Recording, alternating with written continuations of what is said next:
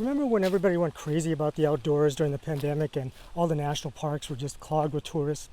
Whatever happened to that? I was wondering about it this summer when I took my family to Teddy Roosevelt National Park.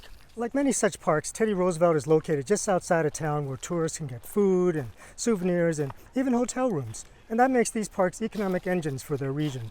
And oofta, my family certainly contributed to the regional economy.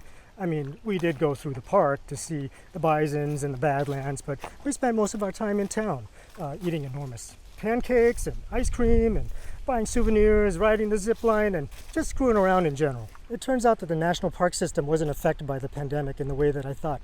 For one, not all parks got a big boost. Some saw traffic increase by 20, 30, 50%, and some saw their traffic shrink by that much.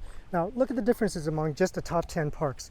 So many people visit these that 20% change can mean a loss of 1 million visits. Overall, the pandemic boost was short-lived for most of the country, but not in the Federal Reserve's 9th District. This chart shows the number of visits to national parks and other outdoor recreation areas. You can see that during the pandemic, there was a slight boost nationwide, but 2024 looks to be about the same as pre-pandemic. 9th District parks not only got a boost, but 2024 looks much better than pre-pandemic. One of the parks that really did well was Teddy Roosevelt. How have these changes in traffic affected the regional economy? Just looking at spending by visitors, you can see that the pandemic boost is over for everyone.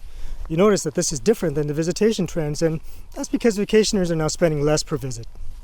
When we look at individual parks though, about half are doing better than pre-pandemic, but half are doing worse, which means if the boom was ever there for them, it's long over now. As for my family, now that my youngest is old enough for long road trips, the boom in park visits is just getting started for us.